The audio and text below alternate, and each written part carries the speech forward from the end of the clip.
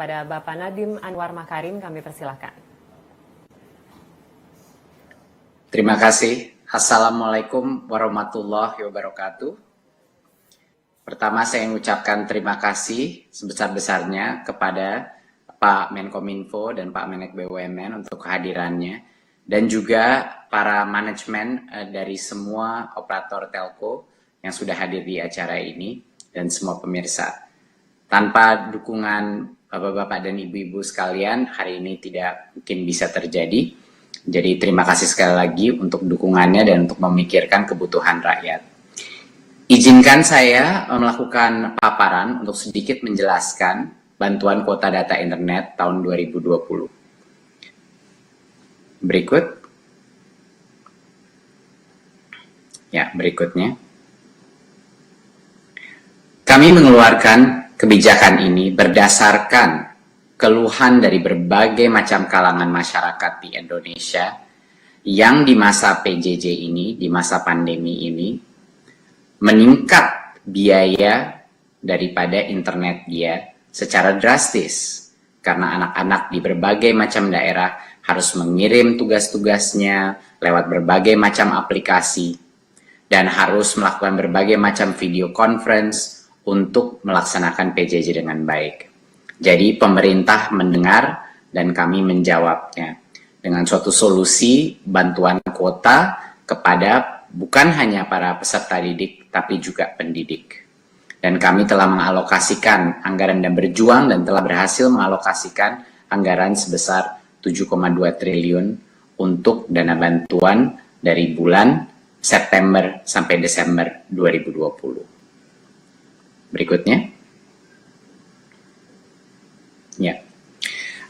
Saya dengan senang hati bisa menjelaskan bahwa yang menerima dana bantuan kuota internet adalah dalam 4 kelompok, yaitu peserta didik pendidikan anak usia dini, yaitu PAUD.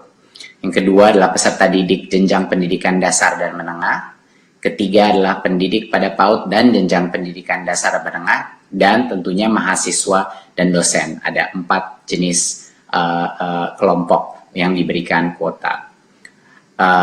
Kuota tersebut untuk yang peserta didik PAUD sebesar 20 giga, untuk peserta didik jenjang pendidikan dasar dan menengah, ini grup yang terbesar, ada 35 giga, pendidik pada PAUD dan jenjang pendidikan dasar diberikan 42 giga, dan mahasiswa dan dosen diberikan 50 giga.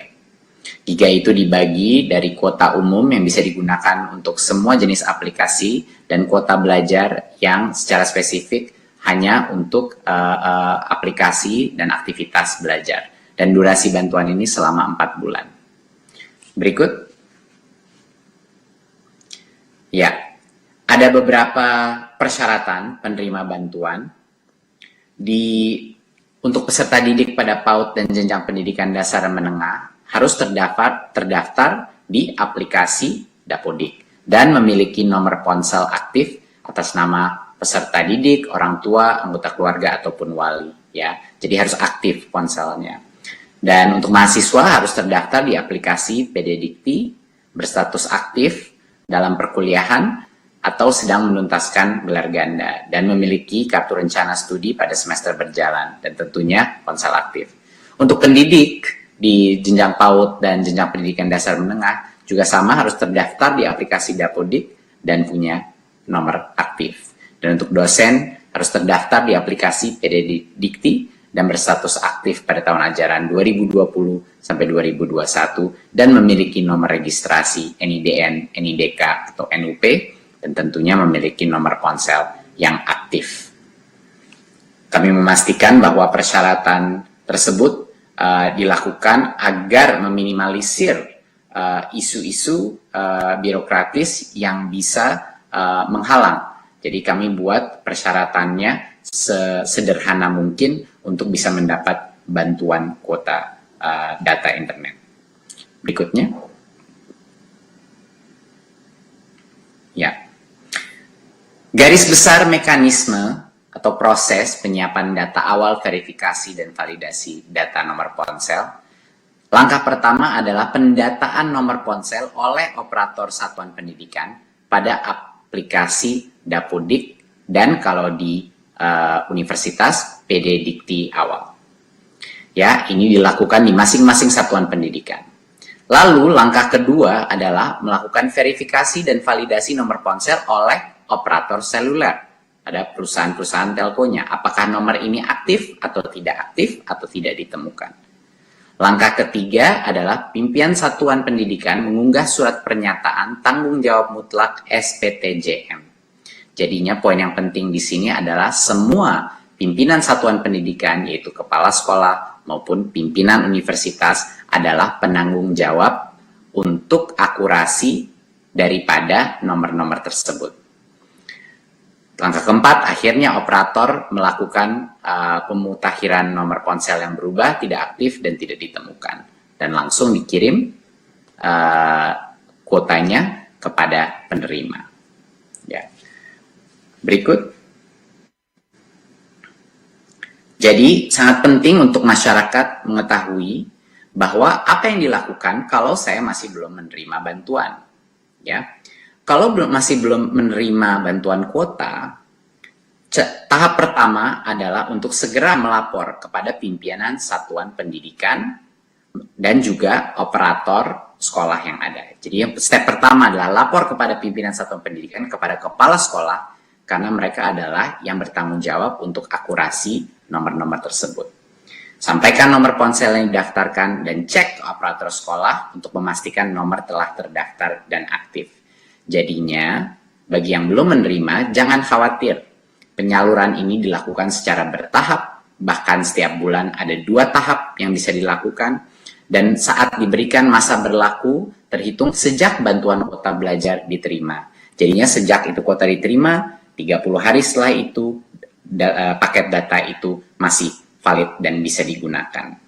Jadinya kuncinya untuk orang tua, peserta didik, maupun pendidik yang belum menerima kuota, kemana harus komplain? Langsung kepada kepala sekolah atau kepada operator untuk segera memastikan nomor HP-nya akurat. Karena kebanyakan isu kalau belum menerima itu artinya inputnya mungkin salah atau nomornya bukan nomor yang aktif. Jadinya mohon itu ditekankan biar masyarakat mengetahui kalau ada isu belum menerima, segera laporkan ke kepala sekolah dan operator sekolah sebagai penanggung jawab utama akurasi nomor tersebut. Berikut.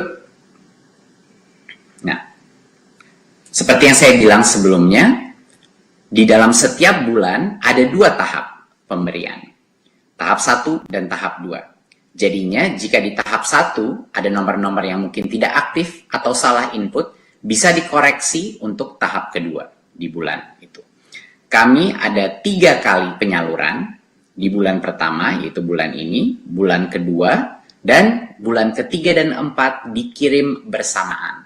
Ya, tetapi seperti yang saya bilang, bagi yang belum menerima, jangan khawatir, karena masih selalu ada waktu untuk koreksi 2 tahap di setiap bulan.